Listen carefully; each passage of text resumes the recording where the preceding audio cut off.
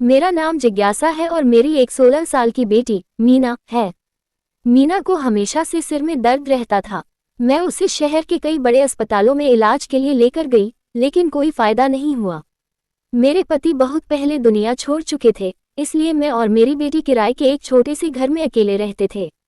एक दिन जब मैं सफाई कर रही थी, तभी मीना का सिर घूमने लगा और वह बेहोश हो गई। मैं तुरंत उसे अस्पताल लेकर पहुंची, जहां डॉक्टर ने बताया कि मीना की हालत गंभीर है, वह कोमा में चली गई है और होश नहीं आएगा। ये सुनकर मैं बिल्कुल टूट गई और भगवान से मदद मांगने मंदिर की ओर चल पड़ी। रास्ते में मुझे सड़क के किनारे एक भिखारी मिला। उसने मुझसे कहा, अगर तुम मुझसे अभी शादी कर लोगी तो तुम्हारी सारी परेशानियां खत्म हो जाएंगी। तुम्हारी बेटी कोमा से बाहर आ जाएगी और उसका दर्द भी ठीक हो जाएगा। मैंने अपनी बेटी की खातिर वह फैसला लिया और उस भिखारी से शादी कर ली।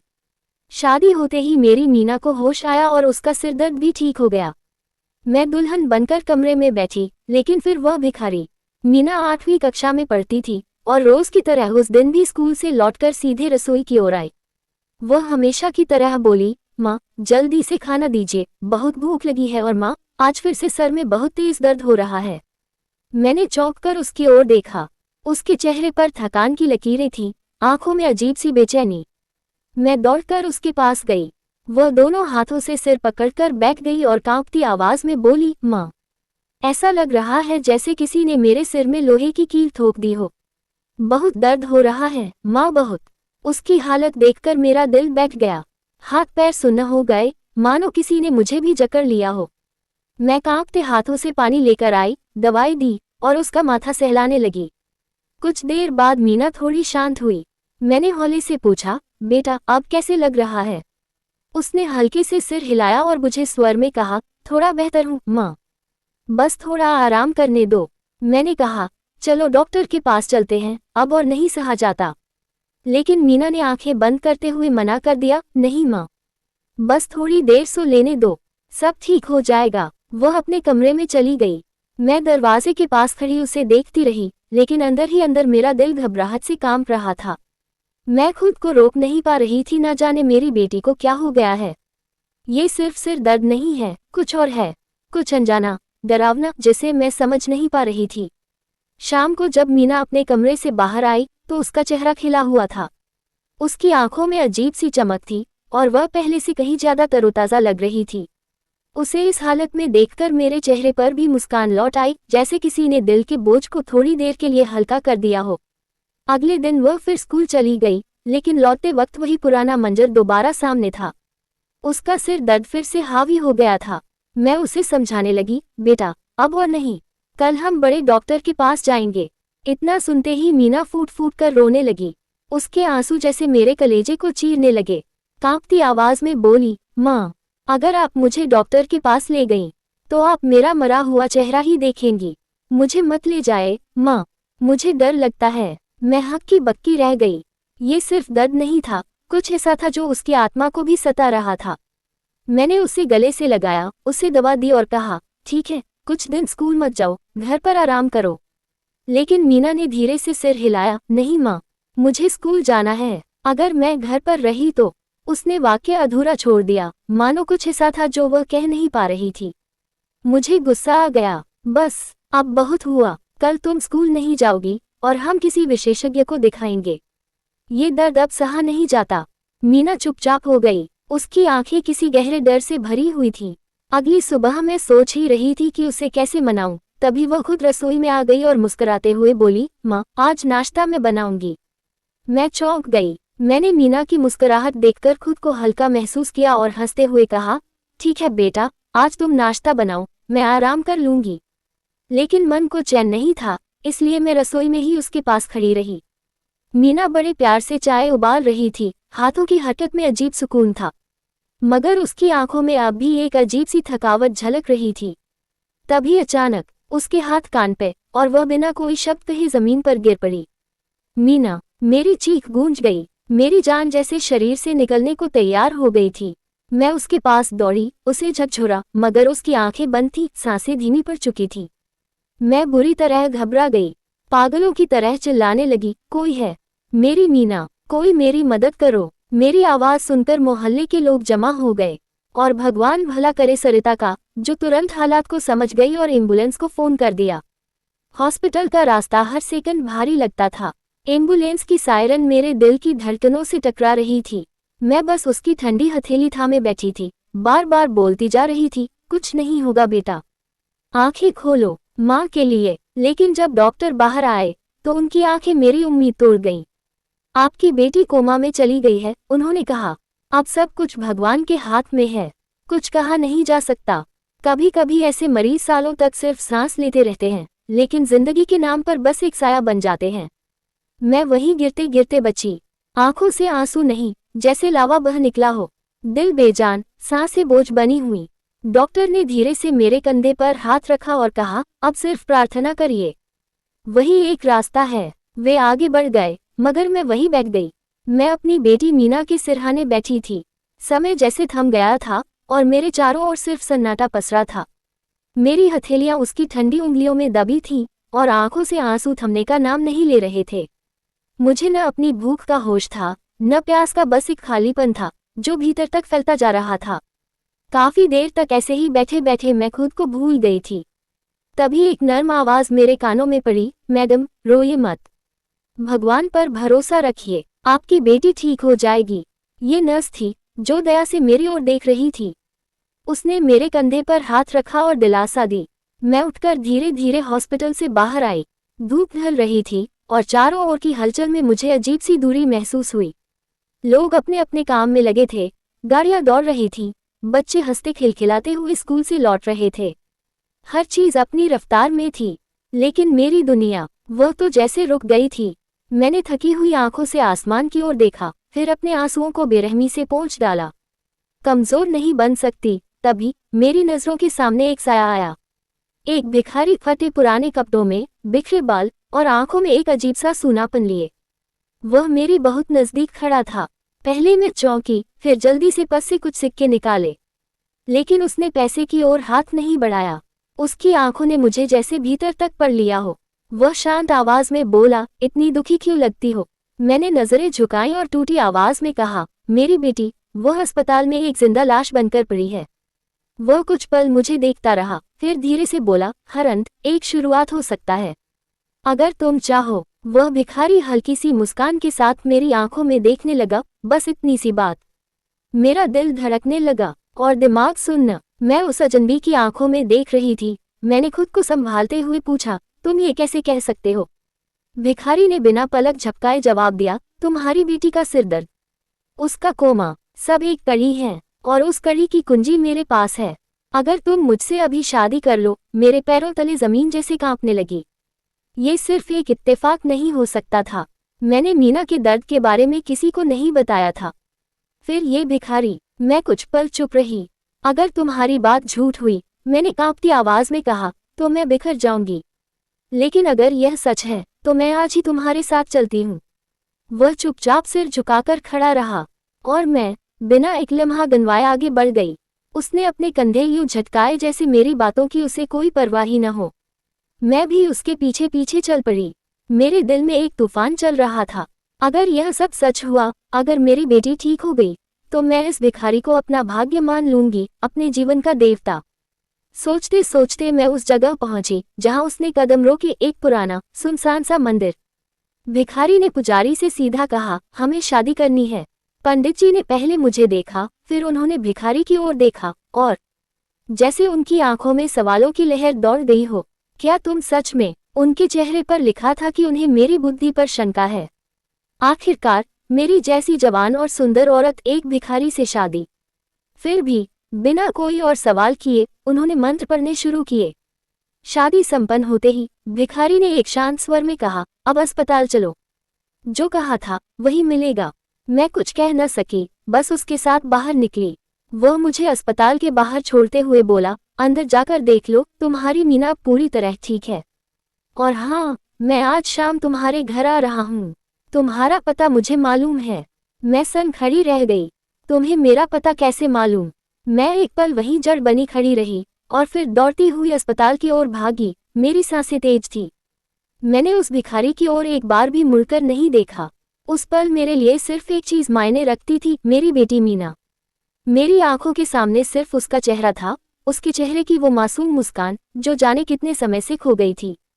मैं कांपते कदमों के साथ अस्पताल के दरवाजे से भीतर दाखिल हुई ही थी कि अचानक एक नर्स लगभग दौड़ती हुई मेरे पास आई। उसकी सांसें तेज थीं। आप कहाँ चली गई थी? उसने घबराई हुई आवाज में पूछा। हम तो समझे आप कहीं चली गई, हमने तो पूरे वार्ड में आपको ढूंढ लिया। मैं घबरा गई। क्या हुआ? सब ठीक तो है ना? नर्स की आंखों में अब एक मुस्कान थी। हाँ, उसने सिर हिलाया। सब ठीक हो गया है। आपकी बेटी को होश आ गया है। सिर्फ होश ही नहीं, उसका दिमाग पूरी तरह से सामान्य ढंग से काम कर रहा है। उसे सब कुछ याद है। मेरी सांस अटक गई। मुझे यकीन नहीं हो रहा था कि ये सब सच है या कोई सपना। आप चलिए, वो आपको याद कर रही है। नर्स ने धीमे से मेरा हाथ पकड़ लिया।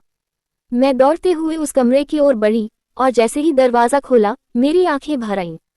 मीना, मेरी जान, बिस्तर पर बैठी थी, पूरी तरह होश में और मुस्कुरा रही थी।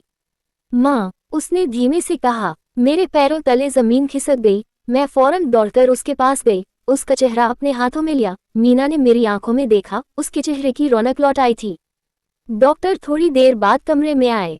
हम मीना को आज डिस्चार्ज नहीं करेंगे, उन्होंने शांति से कहा। हमें सिर्फ एक दिन और देखना है, एहतियात के तौर पर। लेकिन चमत्कार जैसा ही है ये। मैंने सिर झुकाकर सिर्फ एक बात मन ही मन दोहराए, उस भिखारी की बात सच निकली। मैंने डॉक्टर की बात मान ली क्योंकि अब मेरे पास और कोई चारा भी तो नहीं था। मैंने नर्स से कहा, मेरी बेटी का ख्याल रखना, मैं थोड़ी देर में लौटूंगी, और फिर भारी कदमों से अस्पताल से बाहर निकल गई। अब मेरे अंदर कुछ बदल चुका था। घर पहुंचते ही मैंने वो पुराना लकड़ी का संदूक खोला जिसे मैंने बरसों से छुआ तक नहीं था। उसमें रखा था वह जोड़ा, वह लाल जोड़ा जो मेरी शादी के दिन मेरे तन पर था और जो मेरे पति की यादों में बसा था। मैंने कांपते हाथों से उसे निकाला और अपने सीने से लगा लिया। जैसे ही रेशमी कपड़े का वो एहसास मेरे गालों से टकराया, मेरी आंखों से बांध टूट गया। मैं फूट फूट कर रोने लगी। मैंने कभी नहीं सोचा था कि ये जोड़ा दोबारा पहनूंगी। मैंने खुद से कहा, मेरे पति, वह नेक दिल इंसान जिसने मुझे हमेशा इज्जत और मोहब्बत दी। मैंने तो अपने मन में उसी के लिए सिंदूर सजाया था, उसी के नाम की चूड़ियां पहनी थीं। आज अगर उसकी आत्मा मुझे किसी और के लिए सजते देखेगी तो शायद उसे भी तकलीफ होगी। शायद वो मुझे रोकना चाहे, लेकिन मैं मजबूर हूँ। मैंने खुद को समझाया, ये सब मैं अपनी बेटी के लिए कर रही हूँ। मैं माँ हूँ और माँ के लिए अपनी औलाद से बड़ा कोई रिश्ता नहीं होता। मैंने धीरे धीरे आंसू पोंछे और उस जोड़े को करीने से फैलाकर बिस्तर पर रखा। मैं सजी संवरी दुल्हन की तरह अपने कमरे में चुपचाप बैठी थी। हाथों में चूड़ियां खनक रही थीं, माथे पर सिंदूर झिलमिला रहा था, लेकिन दिल भारी था। आंखें हराहट पर दरवाजे की तरफ उठ जाती थीं। अभी कुछ ही देर गुजरी थी कि मेरे घर का दरवाजा चरमराया। मेरे दिल की धड़कनें जैसे कानों में गूंजने लगी।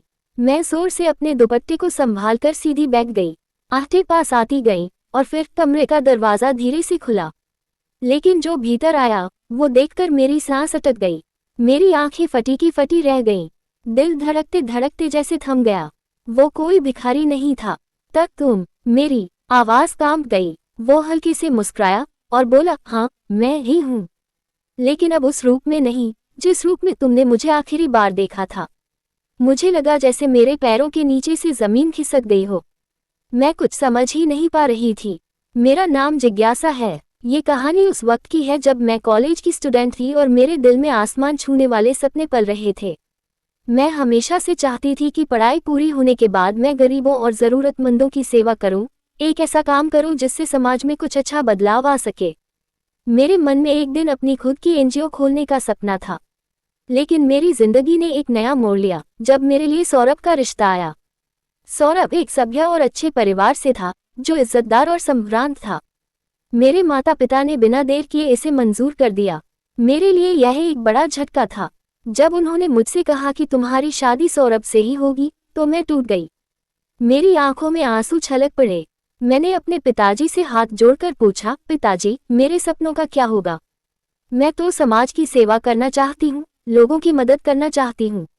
पिताजी ने मेरा सिर सहलाते हुए कहा, बेटा, हर रिश्ते में सेवा का मौका होता है। अपने ससुराल वालों और पति का ख्याल रखो, उन्हें प्यार दो, यही तुम्हारे लिए सबसे बड़ा पुण्य होगा। तुम भी अपनी जिम्मेदारी निभाकर समाज की सेवा कर सकती हो। उनकी बातें सुनकर मेरा दिल भारी हो गया। खैर, जो भी था, मैं अपने पिताजी की बात को टाल नहीं सकती थी। इसलिए मैंने सौरभ से शादी कर दी और उसकी दुल्हन बनकर उसके घर आ गई। मेरा पति सचमुच बहुत ही अच्छा और सम्माननीय इंसान था। वह मुझसे बेइंतहा प्यार करता था और हर वक्त मेरा खास ख्याल रखता था। उस वक्त मेरी जिंदगी में सब कुछ ठीक लग रहा था, जैसे हर बात अपने सही रास्ते पर चल रही हो। लेकिन कुछ ही दिनों बाद सौरभ का छोटा भाई राहुल अचानक हमारे घर आने लगा। उसकी निगाहें मुझ पर कुछ अजीब और बेचैन लगती थीं। जब भी मैं घर के किसी काम में व्यस्त होती तो वह चुपके से मुझे घूरता रहता। कभी कभी तो वह मेरे पति से भी उलझ पड़ता, जो मेरे लिए एक चिंता का कारण था। मैंने धीरे धीरे महसूस किया कि जब मैं अकेले किचन में होती तो राहुल वहां आने के बहाने ढूंढता। उसकी बातें और व्यवहार कुछ ऐसा था जिसे मैं समझ नहीं पा रही थी, लेकिन उसका नजदीक आना मुझे अच्छा नहीं लगता था। मैं उसकी नज़रों में छुपा कोई अजीब सा इशारा महसूस करती। इसलिए जैसे ही वह किचन में आता, मैं बिना किसी बहाने के वहां से हट जाती, ताकि किसी तरह की गलतफहमी न हो। मेरे दिल में एक डर सा बैठ गया था और मैं समझ गई थी कि राहुल की मौजूदगी मेरे लिए किसी खतरे से कम नहीं थी। मैं उस चूहा बिल्ली के खेल से पूरी तरह तंग आ चुकी थी। इसलिए मैंने अपनी तकलीफ अपने पति सौरभ को बताई। सौरभ ने मेरी बात सुनते ही घबराहट में मेरा हाथ पकड़ लिया और बोला, जिज्ञासा, मुझे भी नहीं समझ आता कि मेरा भाई राहुल ऐसा क्यों कर रहा है। मैं वादा करता हूँ, तुम कभी उसकी बातों में नहीं आओगी। मैंने सौरभ से दिलासा दिया और विश्वास जताया कि मैं उसकी बातों को नज़रअंदाज करूंगी। फिर दिन ब दिन मैं राहुल से सख्त रवैया अपनाने लगी। जब भी वह मुझे देखने लगता, मैं उसे साफ इनकार कर देती। धीरे धीरे ये बात मेरी सास तक पहुंच गई, लेकिन उन्होंने कभी मुझसे इस बारे में सवाल नहीं किया। शायद अपनी ममता और बेटे के लिए उनकी मोहब्बत में वह सब कुछ सहती रही, जिसके लिए किसी को हिम्मत नहीं थी कि वो गलत को गलत कहे। लेकिन फिर एक दिन ऐसा आघात आया जिसने पूरे घर को हिला कर रख दिया। मेरा सास का जवान बेटा राहुल एक हादसे में अचानक इस दुनिया से चला गया। उस समय मुझे सच में बहुत दर्द हुआ। एक तरफ मेरी राहत थी कि अब उसकी वजह से मुझे डर नहीं रहेगा, लेकिन दूसरी तरफ उस मौत का गम भी मेरी रूह को झकझोर रहा था। राहुल के जाने के बाद मेरी जिंदगी में पहली बार कुछ सुकून की सांस आई थी। घर में जो तंगी और तनाव था, वो दूर हो गया था। मैं अपनी मर्जी से जी रही थी और सौरभ के साथ बिताए वो सुनहरे पल हमेशा मेरी यादों में ताज़ा रहते थे। लेकिन 5 साल बाद सौरभ भी मुझसे दूर हो गए। मैं उस वक्त जवान और खूबसूरत थी। कई लोग मेरे पास रिश्ते लेकर आए, मगर मैंने किसी से शादी करने से साफ मना कर दिया। मेरी सारी जिंदगी मैं अपने पति की यादों और वफा को समर्पित कर चुकी थी और मैंने ठाना था कि उनकी बेटी मीना की पूरी देखभाल करूंगी। मैंने मीना की परवरिश बड़े प्यार से की। वह मेरी जिंदगी का सबसे बड़ा सहारा और खुशियों का सबब बन गई। लेकिन एक दिन ऐसा हादसा हुआ जिसने मेरी दुनिया ही पलट दी। मजबूर होकर मुझे उस भिखारी से शादी करनी पड़ी, जो दरअसल कोई और नहीं बल्कि मेरा अपना देवर राहुल था। जब वह भिखारी नहाकर साफ सुथरे कपड़ों में मेरे सामने आया तो एक पल के लिए मैं उसे पहचान नहीं पाई। लेकिन जैसे ही मैंने उसकी आंखों में देखा, मुझे तुरंत समझ आ गया, ये वही राहुल है। राहुल ने मेरे सामने एक लिफाफा रखा। जब मैंने उसे खोला तो उसमें ऐसे दस्तावेज थे कि मेरी समझ उड़ गई। मैं राहुल से कहने लगी, तुम तो मर चुके थे। काश सचमुच मर जाते और फिर कभी मेरी जिंदगी में लौट कर नहीं आते। तुमने मेरा दिल तोड़ दिया। राहुल की आंखों में आंसू थे। वह बोला, जिज्ञासा, मुझे पता है तुम मुझसे नफरत करती हो, लेकिन मैं चाहता हूं कि तुम्हें अपनी सारी बात बताऊं। जो दर्द मैं अपने दिल में छुपाए हुए हूं, उसे तुम्हारे सामने रख दूं। मैं सुकून नहीं पा रहा था, इसलिए आज यहाँ खड़ा हूं। पहले तुमने मेरी कोई बात नहीं सुनी, लेकिन आज सुनो। मैंने हिम्मत करके कहा, ठीक है, जो कुछ कहना है कहो। राहुल ने शुरू किया, मेरी जिंदगी में बहुत तकलीफें रही हैं। मैं हमेशा प्यार के लिए तरसता रहा। माँ ने हमेशा बड़े भाई सौरभ को ज्यादा प्यार दिया और मैं उनके लिए कोई मायने नहीं रखता था। मैं सिर्फ अपने पिता का लाडला था। लेकिन जब मेरे माता पिता का निधन हो गया तो मैं इस पूरी दुनिया में अकेला रह गया। उसके बाद मेरी दोस्ती मेरी क्लासमेट के साथ हो गई। मैं अक्सर उनके घर आने जाने लगा और धीरे धीरे हमारे बीच भाई बहन जैसा रिश्ता बन गया। हम दोनों साथ बड़े हुए और मैं अपने दम पर खड़ा हो गया और नौकरी करने लगा। एक दिन काम के सिलसिले में मेरे दोस्त को दूसरे शहर जाना पड़ा। उसने मुझसे कहा कि उसकी बहन को कॉलेज से लेने जाना। जब मैं उसकी बहन को कॉलेज से लेने गया तो मेरी नज़र पहली बार तुम पर पड़ी, जिज्ञासा। उसी पल से मैं तुमसे दिल दे बैठा था। मैंने तुम्हारे बारे में बहुत जानकारी जुटाई और अपनी माँ को बताया। उनसे कहा कि वे तुम्हारा रिश्ता मेरे लिए मान लें।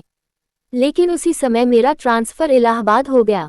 2 महीने बाद जब मैं वापस आया तो मुझे तुम अपने घर पर मिली, जो मेरे लिए एक बड़ा आश्चर्य था।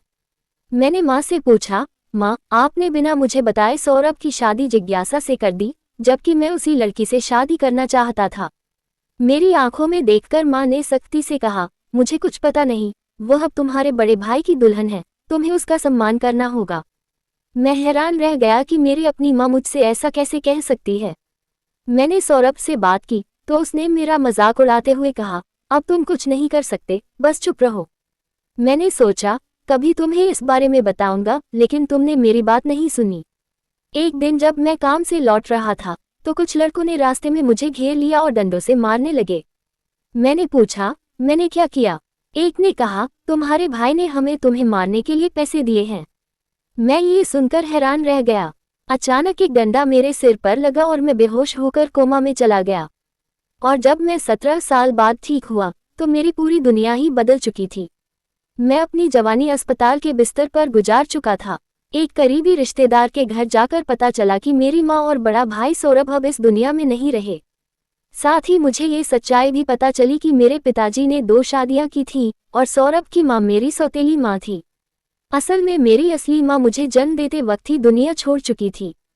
उस वक्त मेरे पिताजी ने मुझे सौरभ की माँ के पास छोड़ दिया था, जिसने मुझे बड़ा किया लेकिन कभी मेरी तरफ से कोई बात नहीं की। उन्होंने मेरे दिल में भी सौरभ के लिए नफरत बो दी थी। मेरी माँ का बदला लेने के लिए उन्होंने मुझे पाल रखा था और फिर मेरी शादी अपने बेटे से करवा दी। अब मेरे दिल में बदले की आग जल रही थी, लेकिन सौरभ तो मर चुका था, इसलिए मैंने ठाना कि उसकी बेटी की जिंदगी तबाह कर दूंगा। मैं हर दिन स्कूल से लौटते वक्त तुम्हारी बेटी के पास जाता, उसे एक ऐसा रुमाल देता जिस पर केमिकल लगा होता था। इस केमिकल की वजह से तुम्हारी बेटी के सर में दर्द होता था, जो 1 हफ्ते तक रहता था। फिर 1 हफ्ते बाद मैं फिर उसके पास से गुजरता और वही रुमाल उसे देता, जिससे वह बेहोश हो जाती। मैंने डॉक्टर को पैसे देकर अपने साथ मिला लिया था और उनसे कहा था कि इस लड़की को अब कोमा में ही रहना होगा। मेरा इरादा था सौरभ की बेटी की जिंदगी तबाह करने का, उसे जवान उम्र में ही अस्पताल के बेड तक सीमित कर देने का।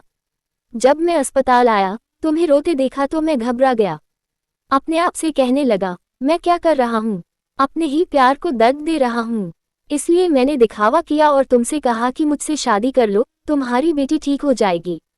तुम शादी करके अस्पताल आए, लेकिन मेरी कॉल अस्पताल को पहले ही पहुंच चुकी थी।